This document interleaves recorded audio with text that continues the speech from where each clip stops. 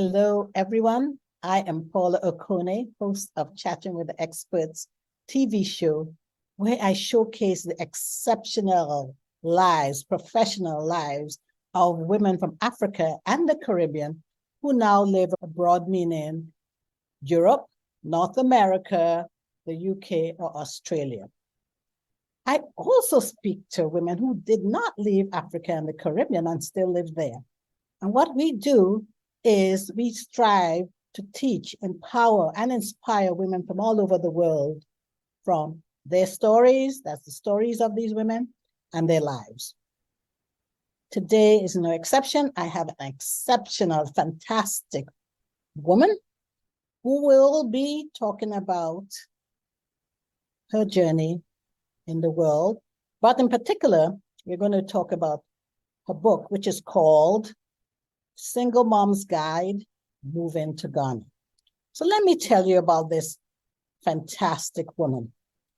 Her name is Karlene Thompson, and she's a native of Jamaica.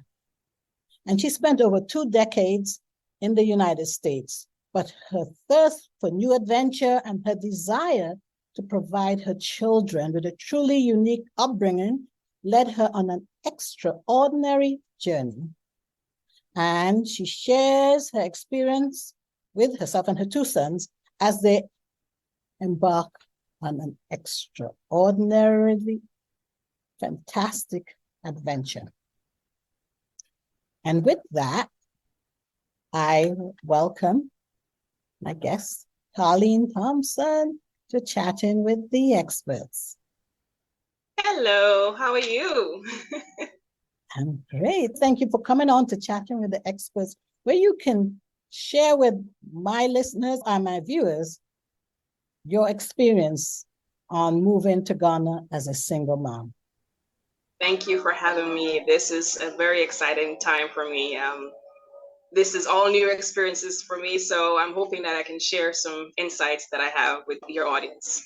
Absolutely. Well, I know the first question some people may ask, and I'm asking myself, why Ghana? Why Ghana? I got that question a lot when I was deciding to make this move. And why Ghana? Why anywhere in Africa for that matter? The thing is, Africa, the whole continent has been painted with a paint that it is poor, it's backwards. People live in huts and they don't eat, or there's wild animals and all these bad, negative pictures that is painted on Africa. And people are accepting this for truth and not wanting to see for themselves. And I had the experience of having been there myself and experienced the wonders, the beauty, and all of the resources that are available in different places, and especially Ghana. And I wanted to show people that they need to make that move for themselves and decide for themselves if they want to make that move or not. And so I wanted to make sure that I set up the steps or the things that they needed to do to get there as quickly as possible without the hurdles that I had to go through, and made it as easy as possible for anyone who wanted to do that for themselves, so that they can experience all of these things that I experienced and decide for themselves without having to hear from somebody else. I love that. All right. So that's a good explanation on why Ghana, why Africa, and then why Ghana in particular. All right. Okay, so let's say I'm a single mom, which I'm not, and I'm planning on moving to Ghana. What are some of the things I need to consider? Some of the things that I had to consider was education for my children. Mm-hmm. I thought about whether I would want to send them to the schools that are there. I looked at the different schools, the different systems that are there. They're based on a British system, and I didn't want to go down that road. I grew up in a British system in Jamaica myself. But it was also comparing the standards of the African system to America, and I didn't find that they compared very well. So I decided to do my search in a homeschool setting and try to make it as easy as possible. I tried to make it online. Initially, all of our schooling was not online, so I had to pack up boxes and boxes of books and take it with me when I traveled. But eventually, the school that I joined with moved to an online program, and that made it so much easier. We can take it anywhere we're traveling to. We can move ahead, we can stop. It's so much simpler. We can go anywhere we want to, whenever we want to. So that's what we decided to do. So that was one thing that I had to consider, education.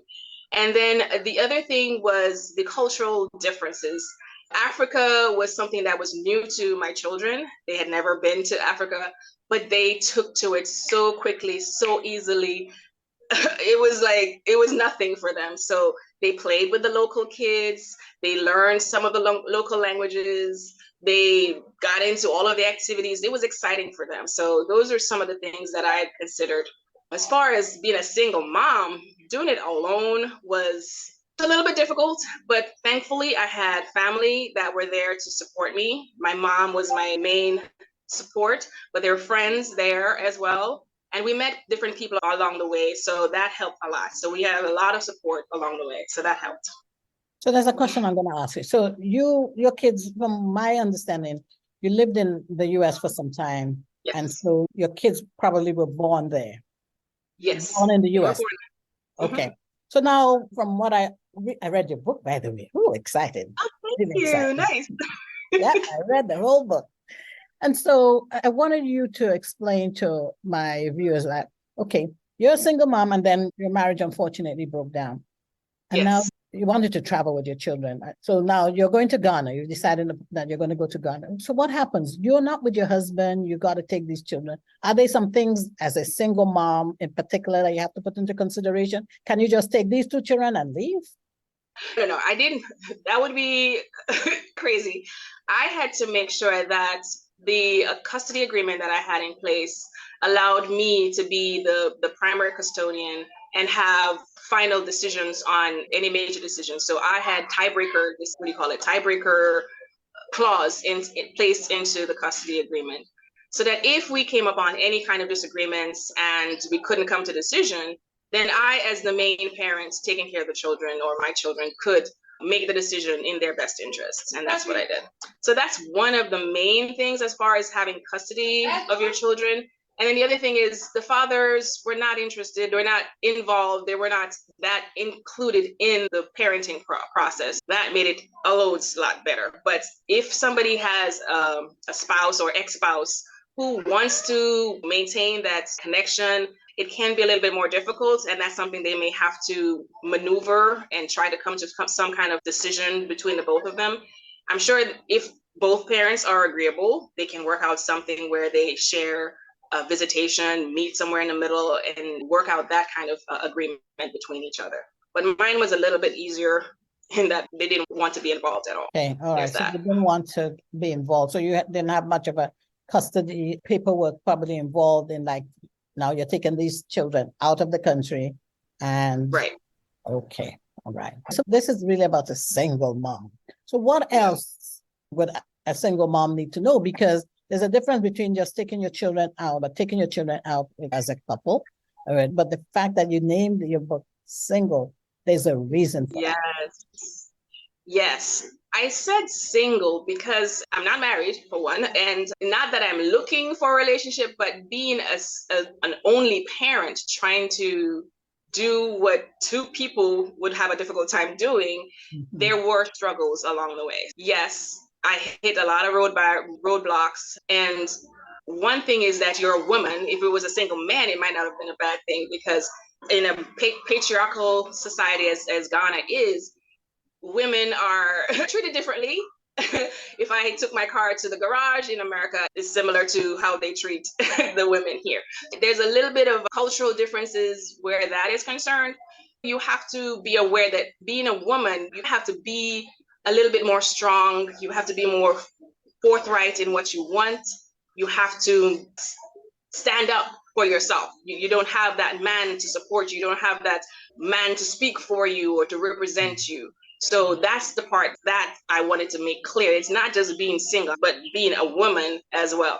It's a lot different than just having a partner to do it with. You could say, okay, your husband can go take care of these things, or your partner can take care of these situations. I had to do it all by myself, or all for my children as well. So there's that. It's not just me being single. Yeah.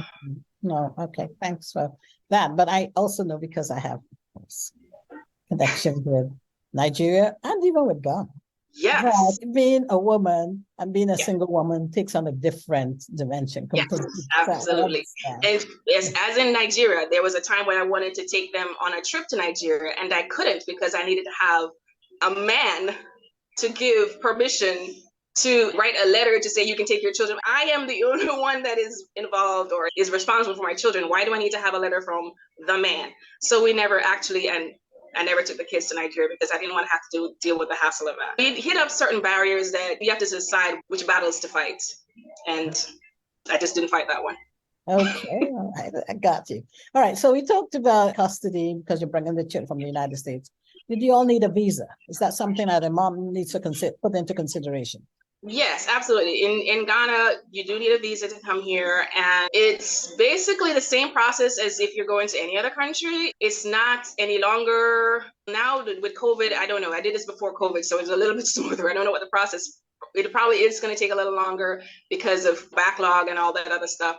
But I took them to the office that day. We got the visa that day, and we could fly out up to 6 months after we got the visa. It's not a problem.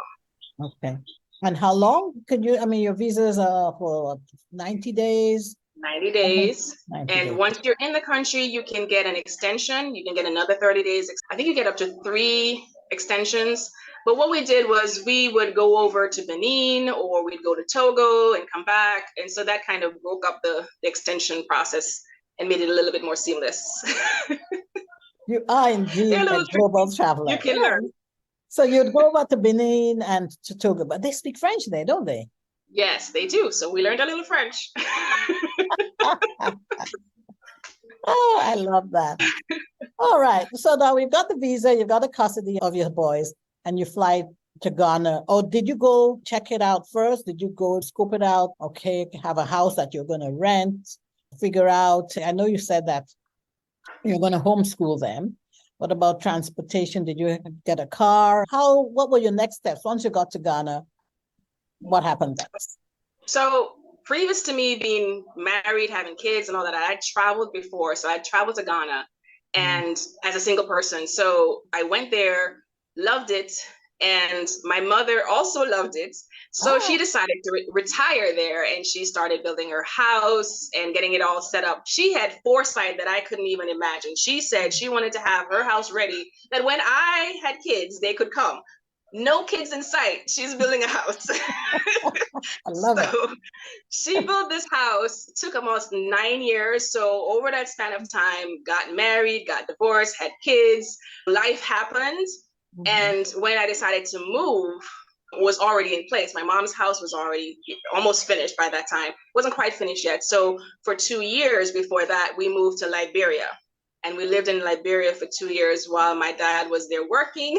A whole nother story. Yes. Wow. Okay. Yes, and that was the start of their experience in Ghana, in Africa. And they smoothly transitioned to life here with no problem. So when we finally moved to Ghana, the house was set up. My mom had set up transportation and everything. So everything was already in place for us. And we already knew that ahead of time. So the time in Liberia was basically a transition to get us used to the concept, the kids acclimatized, and to have time to finish the house and get everything else set up for us when we moved. Okay. So when talking about setting up the house, so your mom built the house, you had no... I came, I saw, and basically she did everything from dirt to roof, design, construction. She was there from start to finish. She's awesome. One day you should interview her. Oh, she is a remarkable woman. That's why I'm talking to her daughter. You're remarkable as well. Thank you. Well, so I know, as I said, I have to give a disclaimer here. I lived in Nigeria for years. Building a house, I know it's no easy feat in Nigeria, and I guess it's probably similar to that in Ghana. For someone who had probably never lived abroad or lived in Africa, how easy is it to get a house? Is it like in the United States, at least that's what I can talk about, where, you get a realtor and then you decide you have online, you'll be looking at specs of the home, anything like that? Not Even close. There are realtors here, but not for buying land. If you're buying land, you have to do the work yourself. Everything that is involved in the housing process, you have to do it yourself. Mm-hmm. You go look for the land, unless you know somebody who has a land and they can take you to where it is. If you go, like my mom basically said, okay, I'm going to buy land. Show me what you have. She went, she looked, she didn't like, she went somewhere else, looked, and she decided on the land. Then she had to go through the whole meeting the chiefs, meeting the families, presenting offerings, and going back and forth with bartering back and forth. So it's not like you have a contract and you finish in 30 days. It's a time-consuming process. Once she had the lands, then she had to go through the government paperwork and all of that. So that's a whole nother process. Then the building of the house was the main part of it that took the longest, because everything there is done with cash. So you don't build until you have the money. And when the money is done, you stop. And the best thing to do is to be there when the house is being built, because if you're not there, you don't know what you're getting. You don't know what they're charging you. You want to be right there on the ground when the house is being built. Mm-hmm. And so when the house was almost done, maybe 3/4 of the way done, I came to the house and saw it. My son was with me at the time. We walked through the different rooms and saw how far she had come doing everything. And so we proceeded. So it's not a 30-day, 40-day kind of thing, quick. 9 years time before my mom's house was done. Obviously. And still being done. And still be okay. But obviously you loved what you saw and you felt so comfortable that you were like, but I'm still moving. Absolutely. Here. Yes. So we talk about the housing. What about driving and so on? Did you have to get a driver's license, or people there have drivers? Yes. How does that work? Because I'm talking to you as though I've never lived there, but having lived in Nigeria, I think there's some similarities. So talking to someone who wants to go to live in Ghana and they're a single mom, can they come with their American driver's license if, for example, they're coming from the US? Mm-hmm. Can they use the American driver's license? Yes, you can use your US driver's license for, I think it's up to 6 months. After that time, you're at risk of being pulled. If you get pulled over, you're going to get charged fees and penalties and all these other things. So you want to set up yourself beforehand.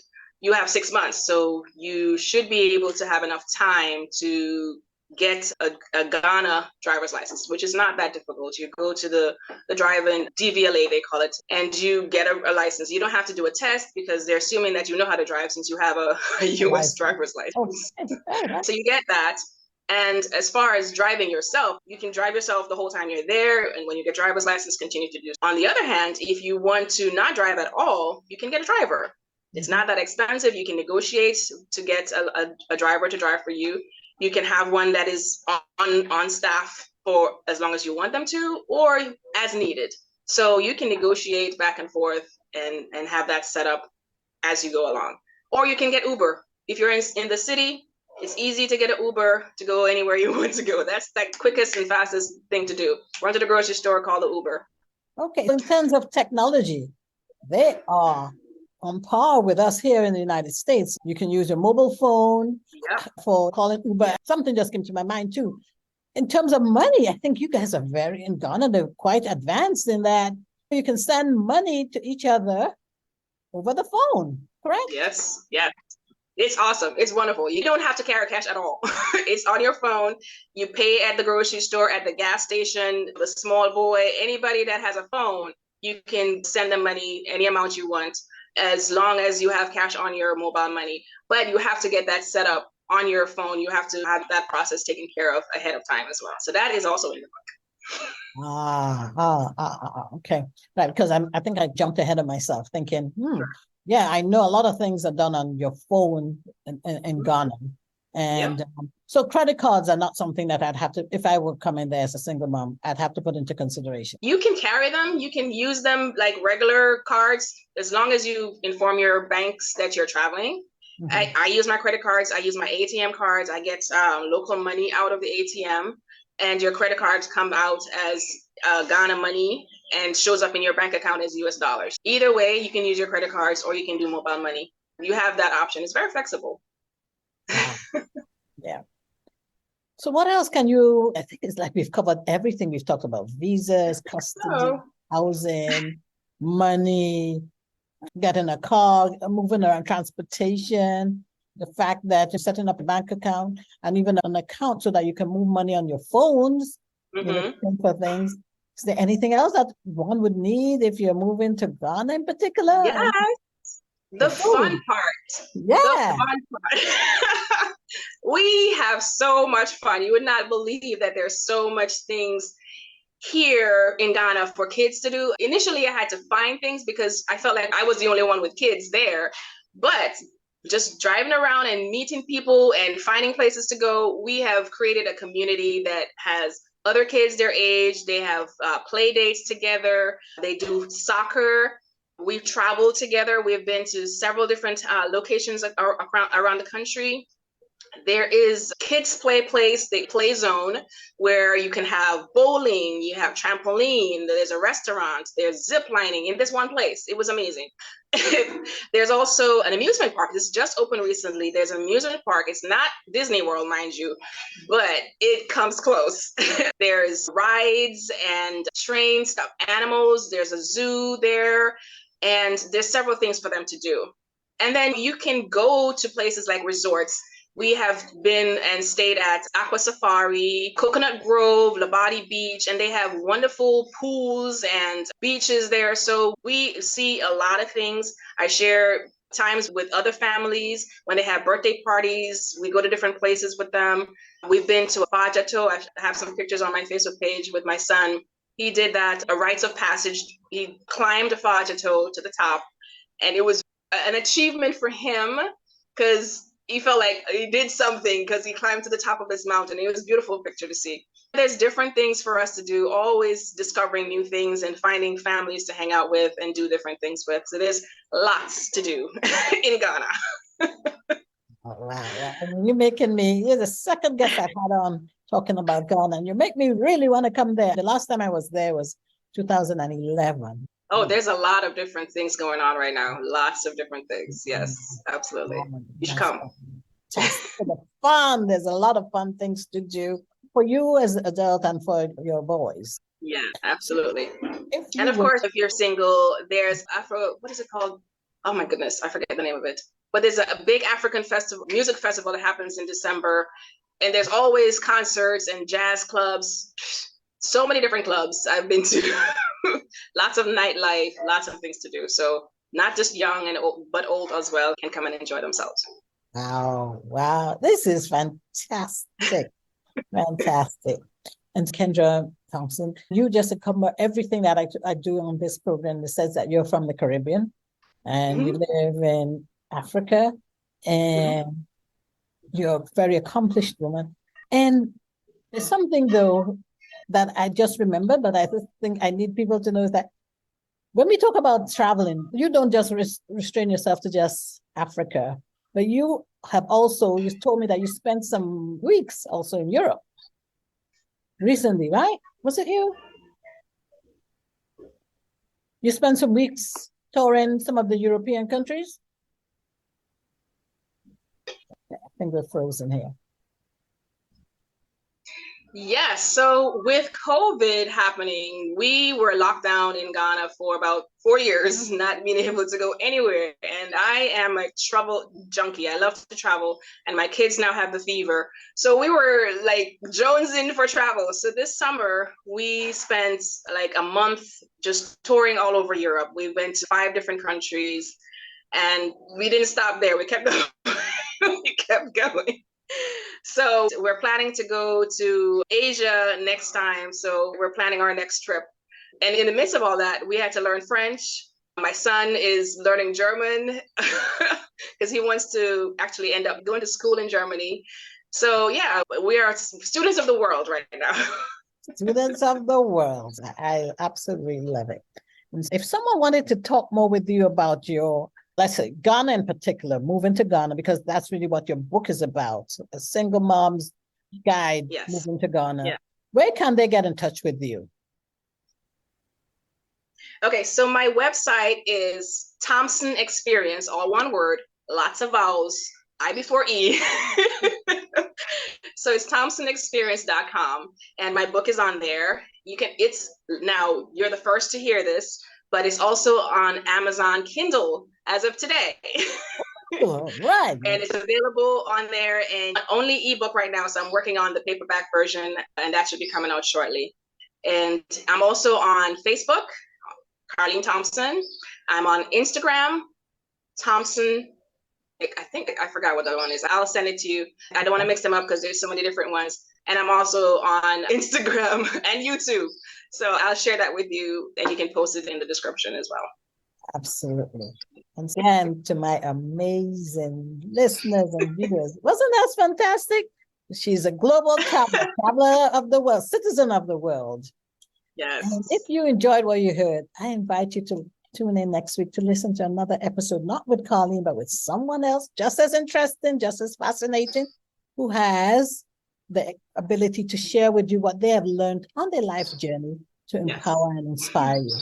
And for me, you can get in touch with me on my website, which is chattingwiththeexperts.com, or you can find me on LinkedIn at Paula Okone. Just search for me in LinkedIn or on IG.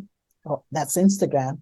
And my handle there is at chatting _experts_podcast. I'd love to get in touch with you. Every week I am inspired and I learn something new from my amazing guests, just as I know we have learned today. So thank you so much. Thank you so much, Karlene, for coming on and sharing with us your global experience in general, but talking about what it means to live as a single mom in Ghana. Thank you so much, Paula, for having me and making this experience a pleasure.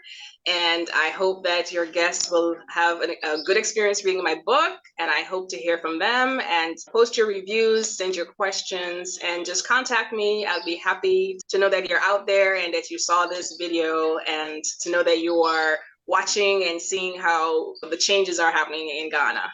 So I thank you so much for having me on the program. Thank you.